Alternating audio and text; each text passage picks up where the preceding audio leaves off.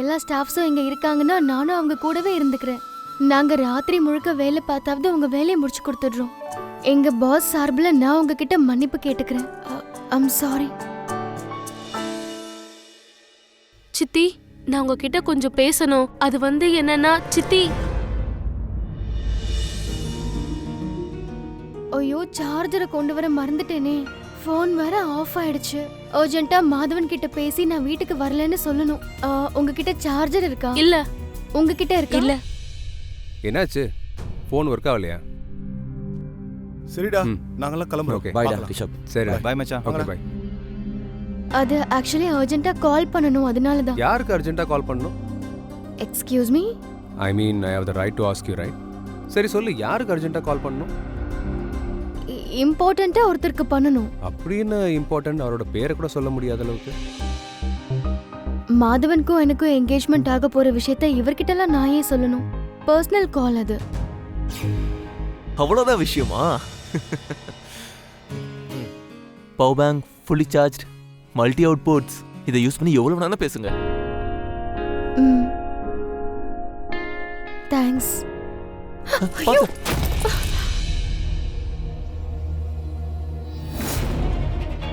இந்த பேக் அன்னைக்கு அந்த பொண்ணு வச்சிருந்த பேக் மாதிரியே இருக்குது.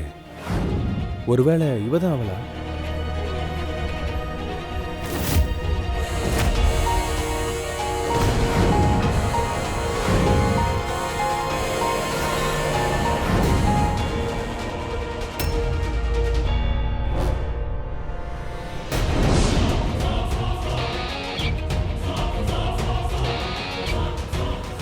அண்ணா,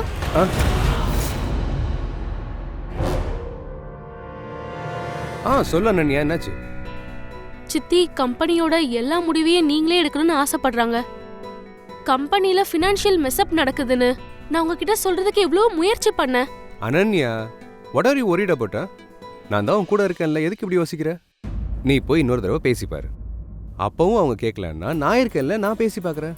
அம்மா கொஞ்சம் ஸ்ட்ரிக்ட் தான் எனக்கு தெரியும், இருந்தாலும் அவங்க ஒன்ன பொண்ணை நினைக்கிறாங்க. இல்லண்ண, சித்தி ரியாவையும் ரீமாவையும் தான் பொண்ணா நினைக்கிறாங்க. ஏன்னா அவங்களுடைய பெஸ்ட் ஃப்ரெண்டோடைய பொண்ணுங்க. என்ன அப்படி நினைக்கல, நான் உங்களுடைய குழந்தைனுடைய பொண்ணு தானே. ஐயோ அனன்யா, எதுக்கு நீ இப்படி தேவையில்லாமலாம் யோசிக்கிற? அப்பெல்லாம் எதுவுமே இல்லம்மா. கால் பண்ணனும், ஃபோன் வேற உடைஞ்சிருச்சு. நான் இப்போ வீட்டுக்கு வரலன்னு அப்பா கிட்ட எப்படி சொல்றது? இந்த கல்யாண ஃபங்க்ஷன் முடிஞ்சாதானே வீட்டுக்கு கிளம்ப முடியும். அப்புறம் மாதவனுக்கு எப்படி இன்ஃபார்ம் பண்றது? அதுவும் அவன் என்ன கல்யாணம் பண்ணிக்க போற பையன் வேற. எங்களுக்கு என்கேஜ்மெண்ட் நடக்காததால யாருக்கும் எதுவும் தெரியாது. ஆனா அவன் கிட்ட சொல்லிதானே ஆகணும். நீ ஒன்னு பண்ணு, என் போன்ல இருந்து கால் பண்ணு. தேங்க்ஸ். பரவாயில்ல. அது எடு.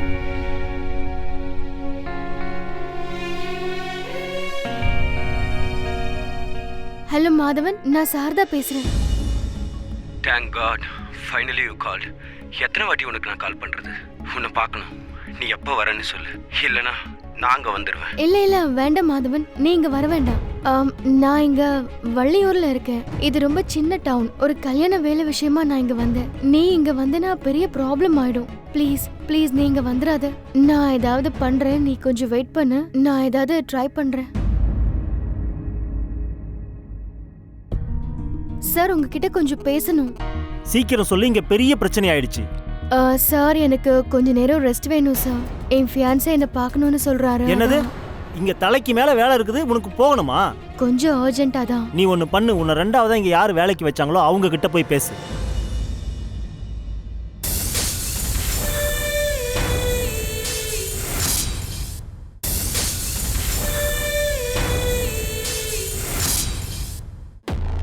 ஒரு லாட்ஜ் கூட. Okay sir. இப்போ இவன் எதுக்கு என்ன பாத்துக்கிட்டே இருக்கான்? நான் யாருங்கிற உண்மை தெரிஞ்சிருச்சா? ஆனா அவன் போதையில தானே இருந்தான்.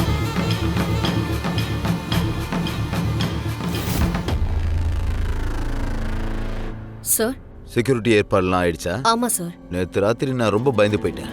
நீ என்ன அட்டாக் பண்றதா நினைச்சிட்டேன். நான் நேற்று அளவுக்கு அதிகமாக குடிச்சிட்டேன்னு நினைக்கிறேன். முதல்ல என் பொண்டாட்டி ஊர்வசி அட்டாக் பண்ணா, அப்புறம் நீ அட்டாக் பண்ற. சார், நான் உங்களை அட்டாக் பண்றதுக்காக வரல, உங்களை ப்ரொடெக்ட் பண்றதுக்காக வந்திருக்கேன். ஒன்னு சொல்லவா?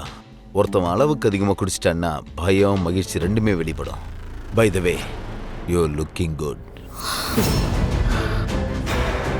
இந்த ஃபங்க்ஷன்லயே நீ தான் ஸ்டார்.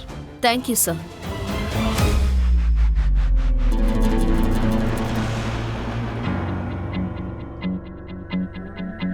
அவகிட்ட என்ன பேசிட்டு இருந்தீங்க? ஒன்றும் இல்லை, சும்மா ஏதோ. ஒன்னும் இல்ல, சும்மா ஏதோவா? நானும் பாத்துட்டு இருக்கேன். இப்பெல்லாம் நீங்க ரொம்ப எல்லை மீறி போயிட்டு இருக்கீங்க.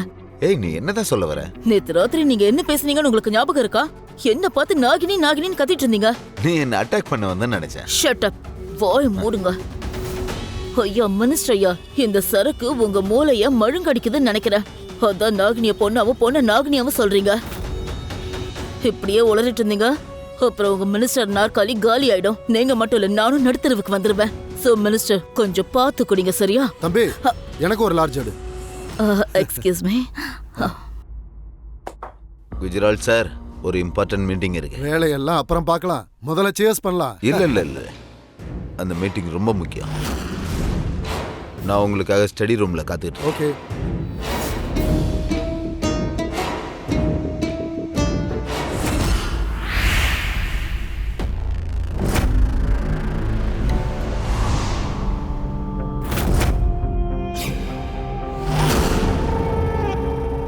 இன்னைக்கு ராத்திரியே உங்க மீட்டிங்க வச்சாகணுமா? ஆமா, வச்சே ஆகணும்.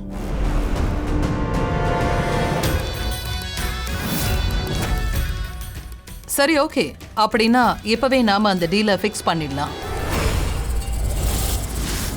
நம்ம பல வருஷமா இந்த பிசினஸை பண்ணிட்டு வரோம். நாம ஒன்னா சேர்ந்து ஆயுதங்களை சப்ளை பண்றோம். இந்த டீலை பல வருஷமா நம்ம பண்ணிட்டு இருக்கோம்.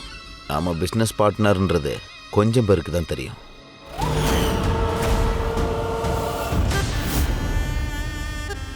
இப்ப பிசினஸ் பார்ட்னரா இருக்கிற நாம உறவுக்காரங்களா மாறுறோம். நாம 2 பேரும் சேர்ந்து தான் இந்த பிசினஸ் பண்றோம். ஆனா அதுல நிறைய விஷயம் ஏன் புருஷனுக்கே தெரியாது. அதனாலதான் ஃபங்க்ஷனுக்கு நடுவுல இப்படி ரகசியமா இந்த விஷயங்களை பேசுறோம்.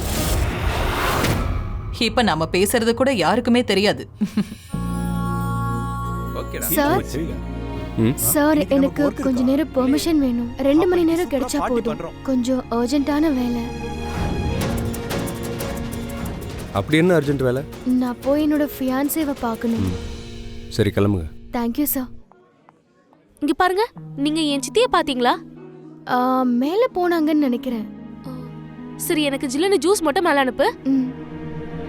இன்னைக்கு சித்தி கிட்ட கண்டிப்பா பேசி ஆகணும்.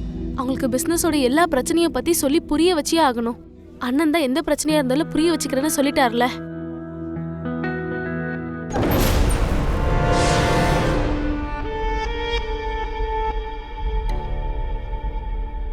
நீ இங்க என்ன பண்ற? சித்தி, அது இந்த பிரச்சனையை பத்தி உங்ககிட்ட சொல்ல வந்தேன். அக்கவுண்ட்ஸ்ல கொஞ்சம் பிரச்சனை இருக்கு. பொருட்களை சிலது வித்திருக்கோல, அது டபுள் ப்ராஃபிட் வந்திருக்கு.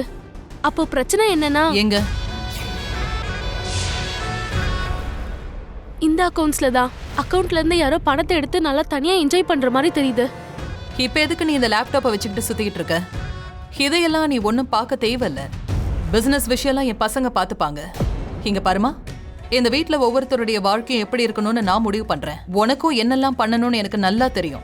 உனக்கு நான் கல்யாணம் பண்ணி வச்சதும் உன் புகுந்த வீட்டுக்கு போய் என்ன பண்ணணுமோ அங்க நீ எல்லாத்தையும் பண்ணு. ஏன்னா பொண்ணுங்களுடைய உண்மையான வீடு அவங்க புகுந்த வீடு தான். அந்த வீட்டுல போய் நீ உரிமையா இருக்கலாம். ஆனா சித்தி, நான் என்ன சொல்றேன்னா, என் 2 பசங்களோட கல்யாணமும் எந்த இடைஞ்சலும் இல்லாம நடக்கணும்னு நான் நினைக்கிறேன். இதையெல்லாம் பேச இது டைம் இல்ல. கீழே எல்லாருமே வெயிட் பண்ணிட்டு இருக்காங்க. நான் கிளம்புறேன். நீயும் வா. சரி.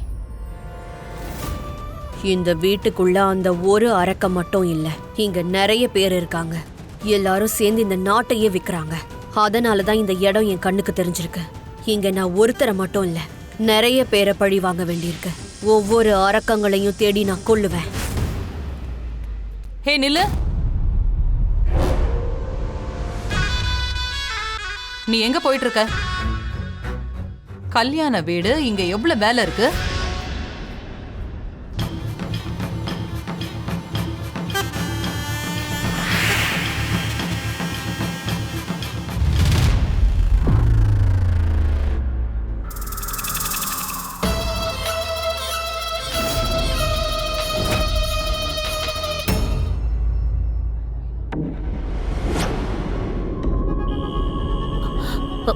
எக்ஸ்கியூஸ் மீ, இப்போ நீங்க இங்க என்ன பண்றீங்க? கீழே எல்லாரும் வெயிட் பண்ணிட்டு இருக்காங்க. What you doing? வாங்க போலாம்.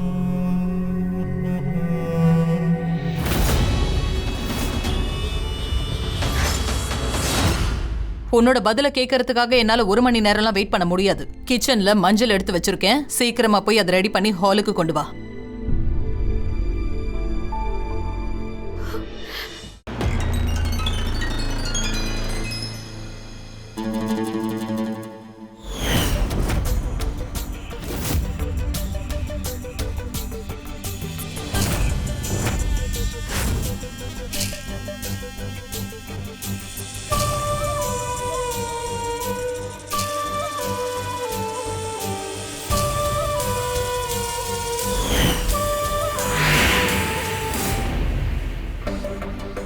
வெயிட்டர். Yes ma'am. அங்க பாத்தியா, சார் மட்டும் அங்க தனியா உட்கார்ந்திருக்காரு. அவரை கவனிக்கணும்ல. ட்ரிங்க்ஸ் சர்வ் பண்ணு. Okay ma'am. சார்.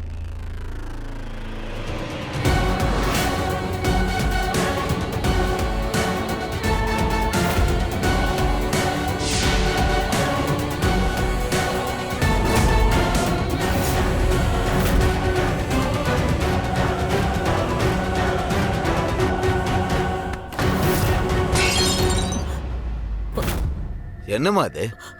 அது நான் என்ன பண்ணேன்? இப்படித்தான் நேத்து ராத்திரியும். நேத்து ராத்திரி நீங்க தான் ஓவரா குடிச்சிருந்தீங்க. நான் ஒண்ணும் பண்ணல, புரிஞ்சுதா? அப்புறம் இந்த பொண்ணு மேல எனக்கு சுத்தமா நம்பிக்கை இல்ல. எப்ப பார்த்தாலும் அவ உங்க பின்னாடியே சுத்தி சுத்தி வரா. வாய்? ஐம் ஷூர் உங்க ட்ரிங்க்ஸ்ல அவ ஏதோ கண்டிப்பா கலந்துருக்கா. I will get your drink. கொஞ்சம் வெயிட் பண்ணுங்க.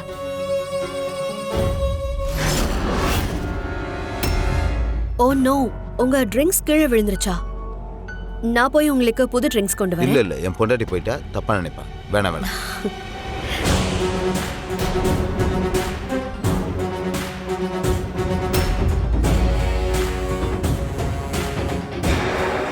என்னோட மருமகளுங்களாக போற என்னோட செல்ல பொண்ணுங்களுக்கு என்னோட சின்ன கிஃப்ட் இது. இது என்னோட ஆசீர்வாதமா வச்சுக்கோங்க. மாம், அப்போ எங்க ரெண்டு பேருக்கும் கிஃப்ட். உங்களுக்கு என்ன கிஃப்ட்? உங்களுக்காக தான் லைஃப் டைம் கிஃப்டே தரேனே. இதுக்கு மேல வேணுமா? Thank you so much. நல்லா பண்ணிட்டாங்க. இங்க பாரு, ரெண்டு பொண்ணுங்களையும் மேல கூட்டிட்டு வா. சரிங்க. இதுதான் சரியான நேரம்.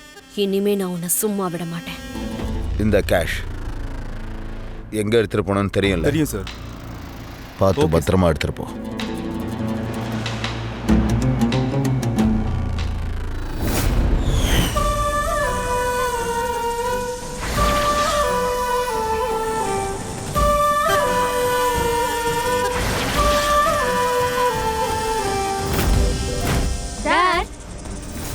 டாட், நீங்க இருக்கீங்களே, this is too much dot.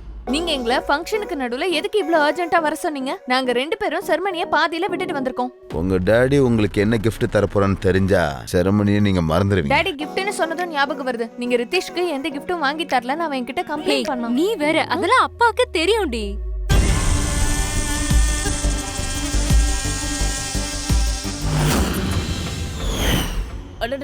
வாங்க டாடி. என்ன பண்ணிட்டு இருக்கீங்க?